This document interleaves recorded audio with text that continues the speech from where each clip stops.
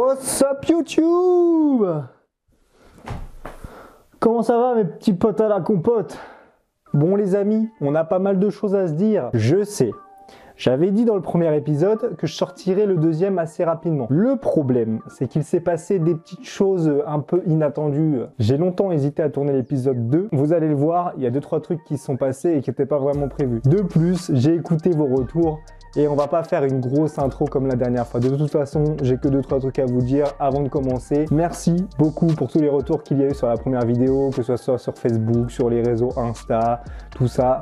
Vous m'avez fait kiffer, vous avez l'air d'avoir kiffé le premier épisode de la série. C'est pour ça que je voulais tourner le deuxième épisode là, parce que même si au début je me suis dit qu'avec les contretemps qu'il y a là, fallait pas être la peine de tourner l'épisode 2, j'avais vraiment trop envie de vous le faire et je pouvais pas vous laisser autant de temps sans avoir un petit peu l'évolution de ce qui se passe dans le home gym. Donc merci beaucoup pour vos retours, j'espère que l'épisode 2 va autant vous plaire que le premier. Et sans plus attendre, on va aller tout de suite voir l'évolution du home gym et après je reviendrai ici pour vous expliquer la continuité et les 2-3 trucs qui sont arrivés entre temps. En plus du coup je tourne le deuxième épisode au mois de décembre, je vais aller vous montrer le home gym, on va sortir dehors mais il fait moins 8000. Il fait au moins 8000.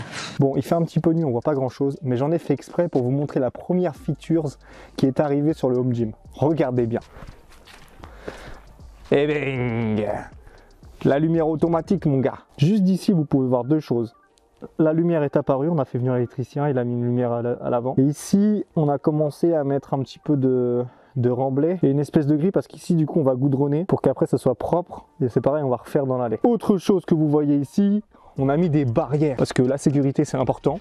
Et vous n'imaginez pas le nombre de fois que j'ai pu me casser la gueule. Genre, moi, je passe ici pour rentrer chez WAM.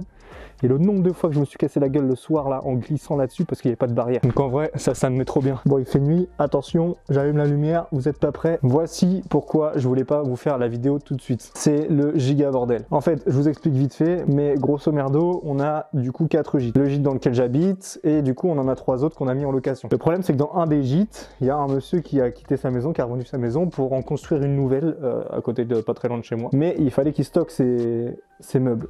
Donc du coup, ce qui s'est passé, c'est qu'on a stocké tous ces meubles dans le garage des gîtes. Il y a un maximum de bordel. En plus de ça, on a rentré un petit peu de bordel qu'il y avait pour l'hivernage. Passons, imaginons qu'il n'y a rien ici. Je vais vous expliquer vite fait ce qui s'est passé. Donc là, vous pouvez voir, hop, à glos nu. Et en dessous, on a posé quelque chose. Ça, c'est pareil, gros imprévu que j'avais pas calculé. Vous l'avez sûrement vu dans le premier épisode, mais il y avait des grosses taches d'humidité sur le mur ici. Et du coup, on a été obligé de commander un produit de cuvelage. En gros, c'est un truc que tu mets sur ton mur pour l'humidité. Après, on va mettre sûrement du placo ou un truc par-dessus pour que ça fasse propre. Mais on pouvait pas le faire s'il y avait des murs humides, genre sinon le placo il aurait pris l'humidité. Enfin, ouais, ça aurait été une galère. Pas spécialiste du bâtiment, mais voilà, on a préféré faire ça. Voilà, je vous ai posé, mais en gros, ça a été une grosse dépense en plus que j'avais pas prévu. Et du coup, ça a encore un peu plus retardé l'achat du matériel. Ça a pris à mort du temps, c'était super chiant, on l'a fait sur 4 jours. Bon, c'était une chose à faire, c'est fait, on n'en parle plus.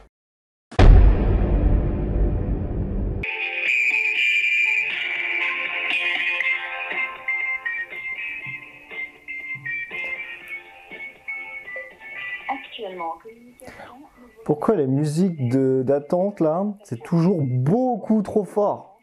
Ça casse. Oui, bonjour madame.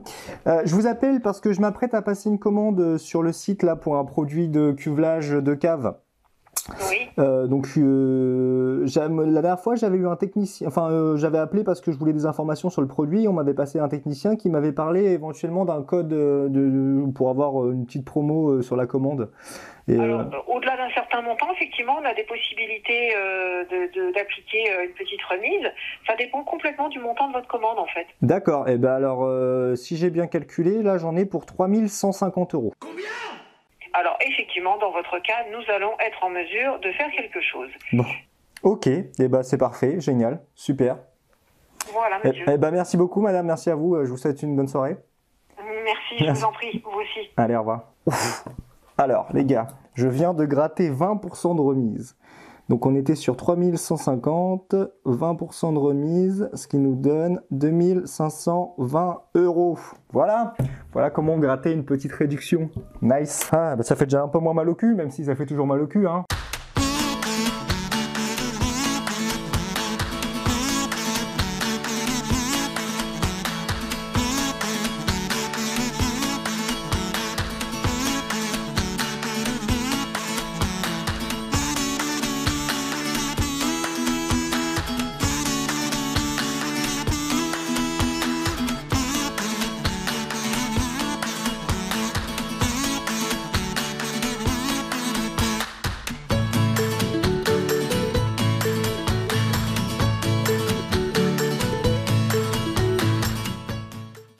Maintenant, on passe à la suite. Attention les amis, vous n'êtes pas prêts. Deuxième lumière qui s'allume. Je vous présente les premières machines du home gym. Tada! Nous avons un banc de développé couché, un banc de développé incliné, une cage à squat, enfin une cage à squat, un rack à squat plutôt, et un banc de développé décliné. Voilà, c'est les 4 premières machines du home gym. Voilà, je suis posé sur mon banc de développé couché. Avant toute chose, j'aimerais surtout remercier les personnes qui m'ont permis d'acheter ce matériel de qualité professionnelle. Je remercie l'Orange Bleu Donfleur et mon pote Martin pour m'avoir permis d'acquérir ce magnifique matos de professionnel. Donc je vous mets leur réseau dans la description. Et si jamais vous faites un tour sur Honfleur, n'hésitez pas, c'est là-bas qu'il faut aller s'entraîner les gars. Pour la suite, il va donc falloir que j'achète des barres et des poids calibrés. J'aimerais me construire un plateau ici pour faire du soulevé de terre, puisqu'en ce moment je fais de la force depuis quelques temps. Comme vous le savez sûrement, ça va être une salle dans laquelle je vais pouvoir travailler, ramener ma clientèle, etc. Du coup, il me faut forcément du matériel professionnel. J'ai pas envie d'acheter du matériel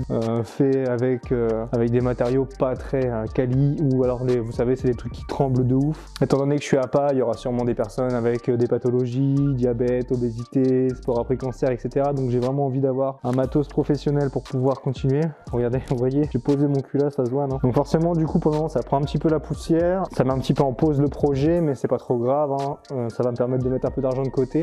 Donc comme je vous l'ai expliqué dans la première vidéo, ici on va ouvrir. Ici sur les murs, on va mettre du placo pour cacher un petit peu tout ça. Là, il y aura sûrement un coffrage, on va faire un truc qui va cacher ça aussi. Dans l'idée, on va essayer de faire un truc à peu près propre. Et si je pouvais m'entraîner assez rapidement ici, ça serait pas mal. Je vous avoue que je rêve de pouvoir m'entraîner chez moi, ça me fera gagner du temps. Donc voilà, maintenant vous êtes au courant des dernières évolutions du home gym. Les prochaines étapes, je vous avouerai que pour le moment c'est encore un petit peu flou. Je sais pas encore combien de temps on va garder les meubles en bas. Une fois qu'ils ne seront plus en bas, on va pouvoir envoyer, commencer à peut-être installer le placo. Je sais qu'on a vu avec l'électricien pour mettre des spots. Je vais sûrement aussi faire tout un mur en miroir. Mais pour le moment, je vous avouerai que ça va pas trop avancer. On reste un petit peu en stand-by. Si jamais il y a encore quelques petites évolutions qui me permettent de vous faire une vidéo, on fera un épisode 3. J'ai commencé à me renseigner un petit peu sur le prix des barres, des poids calibrés et du matos que j'aimerais acheter. Et le problème, c'est que forcément, vu que c'est du matériel professionnel, ça coûte une fortune. Donc, je vais soit essayer de trouver des financements, mais aussi trouver du matériel d'occasion. Je sais qu'il y a peut-être moyen d'en trouver par exemple sur le Bon Coin de bonne qualité, parce que j'ai regardé les poids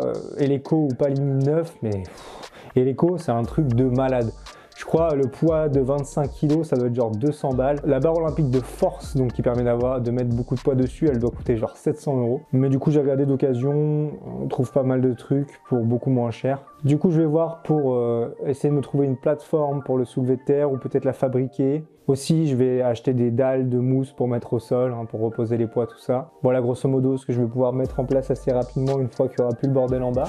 Et si jamais vous voulez m'aider, la meilleure chose à faire, c'est de mettre un petit like sur la vidéo, laisser un petit commentaire et la partager avec vos amis. Plus on va avoir de visibilité sur les vidéos, plus ça pourra faire avancer le projet. Donc n'hésitez pas à lâcher un petit soutien, ça serait super. Voilà pour l'épisode 2, j'espère qu'on va se retrouver assez rapidement, si je peux faire mon épisode 3. Donc je vous dis à la prochaine. L'épopée du home gym épisode 2, c'est tout pour moi. Allez, ciao!